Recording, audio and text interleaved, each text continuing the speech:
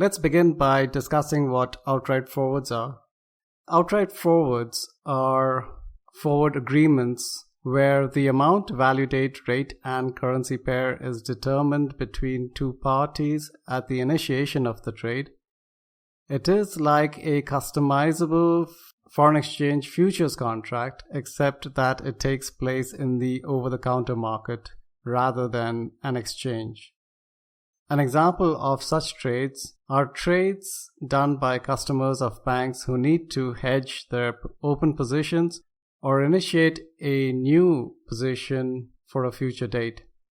So let's say that IBM needs to cover their sterling receivables on a sale of some service to a company in the UK. If IBM expects these receivables roughly 1 month from today, IBM would need to sell sterling 1 month forward.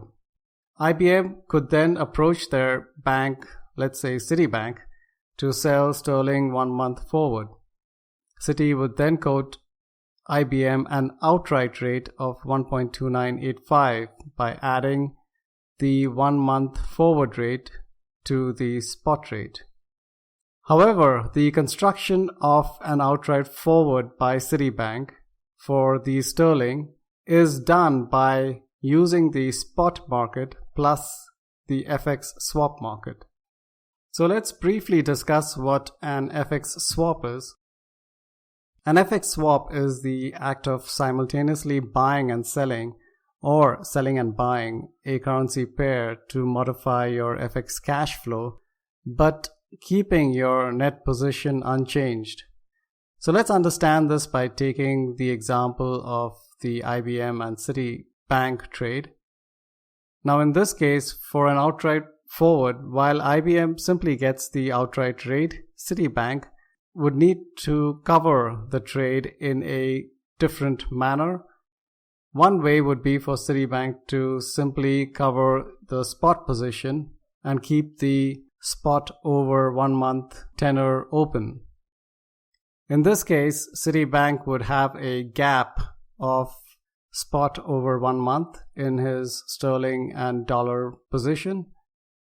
Now, alternatively, if Citibank needs to cover that gap, Citibank might cover the spot and then simultaneously perform a spot over 1 month buy-sell GBP USD swap at 35 points. The cash flows would look like this.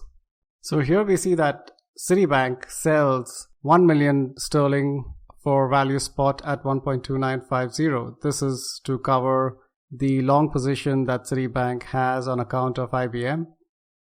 Now Citibank has sold value spot but will receive 1 million sterling from IBM value 1 month forward. Therefore, Citibank has a gap in the cash flows. In order to cover this gap, Citibank needs to perform a buy-sell swap, transferring the minus 1 million cash flow for value spot to 1 month forward. So Citibank can do that at 35 pips. So Citibank buy-sells 1 million GBP USD at 35 pips, and the cash flow would look like this. So net on spot date, Citibank is square because it's sold 1 million sterling and bought 1 million sterling, and is square 1 month forward because it's now sold 1 million sterling and it buys 1 million sterling from IBM.